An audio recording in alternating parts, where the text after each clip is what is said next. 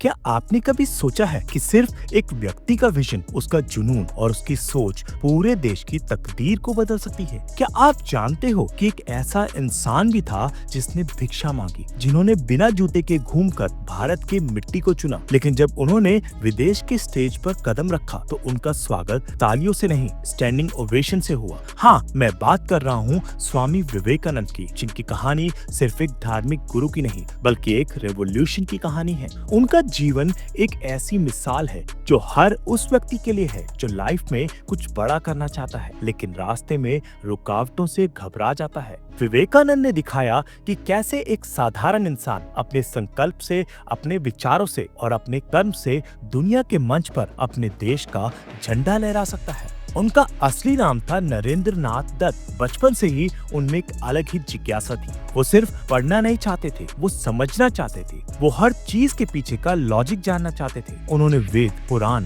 Gita, Quran, Bible सब पढ़े, लेकिन उनकी आत्मा तब तक शांत नहीं हुई जब तक उन्हें रामकृष्ण परमहंस नहीं मिले। रामकृष्ण ने उन्हें ध्यान और भक्ति के साथ साथ सेवा और त्याग का पाठ भी सिखाया। उन्होंने कहा, नरेंद्र, तुम्हारा जीवन सिर्फ तुम्हारा नहीं है, तुम्हें इसे दुनिया के कल्याण के लिए लगाना होगा। गुरु की ये बात उनके दिल में उतर गई। उन्होंने अपना जीवन भारत के लिए समर्पित कर दिया। उन्होंने संसार से संन्यास किया, लेकिन दुनिया के लिए जीने का संकल्प भी किया। जब रामकृष्ण का देहांत हुआ तब विवेकानंद टूट गए थे। उन्होंने सोचा कि वो हिमालय जाकर तपस्या करेंगे, संसार से दूर चले जाएंगे, लेकिन उनके अंदर से एक आवाज आई कि क्या यही तुम्हारा कर्तव्य है? क्या तुम्हें दुनिया के लिए काम नहीं करना चाहिए? और वही पल था जब विवेकानंद ने डिसाइड किया कि उनका जीवन एक मिशन बनेगा। उन्होंने भारत के कोने कोने में घूमना शुरू किया। वो बंगाल से लेकर केरला, गुजरात से लेकर पंजाब तक चलते रहे। न जूता, न पैसा, सिर्फ एक चादर, एक लाठी और एक संकल्प,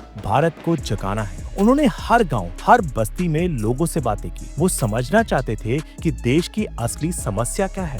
उन्होंने देखा कि लोग धर्म के नाम पर बटे जा रहे हैं, जाति के नाम पर लड़ रहे हैं और उनका अपने आप पर विश्वास खत्म हो चुका है। विवेकानंद ने कहा, जब तक भारत का युवा अपने आप पर विश्वास नहीं करेगा तब तक ये देश आगे नहीं बढ़ेगा। उन्होंने हर एक युवा से कहा, तुम अपने आप को कमजोर मत समझो, तुम ही वो बिजली हो जो पूरे भारत को रोशन कर सकती है। फिर आता है वो ऐतिहासिक पल, 1893 का Chicago parliament of religions. Vivekananda ने किसी सरकारी या राजा के पैसों से विदेश यात्रा नहीं की। उन्होंने लोगों से उधार लिया, कुछ लोगों ने उनकी मदद की, लेकिन जब वो अमेरिका पहुंचे तो उन्हें किसी कॉन्फ्रेंस में बोलने का इन्विटेशन नहीं मिला। उन्होंने दिनों तक रुकने के लिए जगह ढूंढी, कई दिन भूखे सोए। एक घर के गार्डनर ने उन्हें रात में एक शेड में सोने दिया था। सोचिए, जो व्यक्ति कुछ दिन बाद विश्व मंच पर भारत का चेहरा बनने वाला था, वो उस दिन भूखा था, बिना कपड़ों के था। लेकिन जब उन्होंने स्टेज पर कदम रखा, उनकी आंखों में न गुस्सा था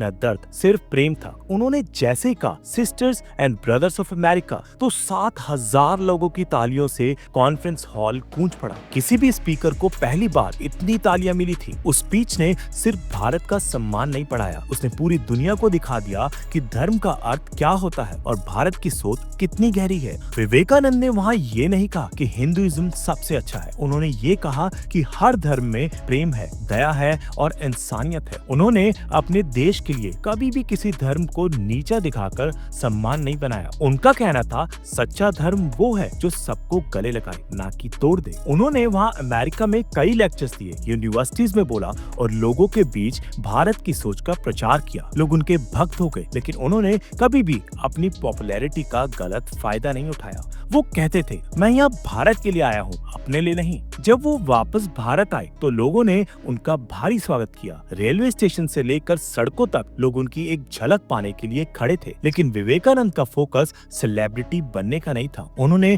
तुरंत अपने मिशन को आगे बढ़ाया। रामकृष्ण मिशन बनाया, जिसका मकसद था सेवा, शिक्षा और संस्कार। उन्होंने ऐसे ऐसे विचार दिए जो आज भी मोटिवेशनल कोट्स के रूप में वायरल होते हैं। Arise, awake and stop not till the goal is reached. उन्होंने कहा, अपने आप पर विश्वास रखो, हो, क्योंकि तुम ही अपने भविष्य के शिल्पकार हो।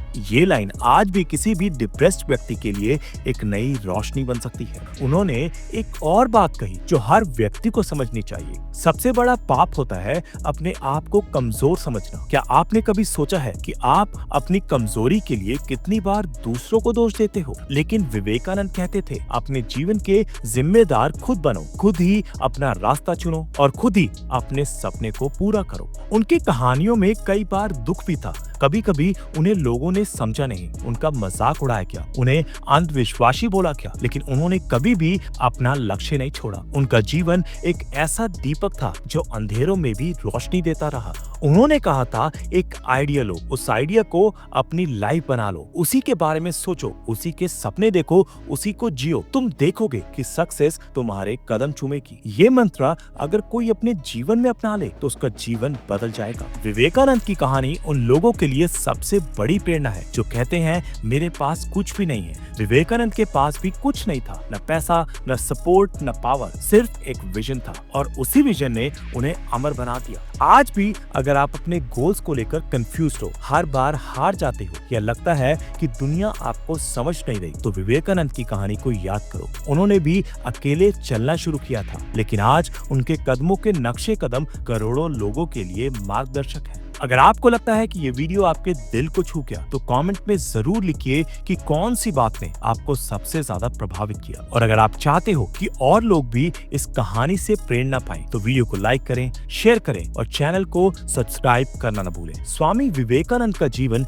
एक किताब की तरह है, जितना पढ़ो उतना जीने का नया दृष्टिकोण मिलता है। आज से आप भी अपने जीवन का नया अध्याय लिखिए, विश्वास के साथ, समर्पण के साथ और जुनून के साथ।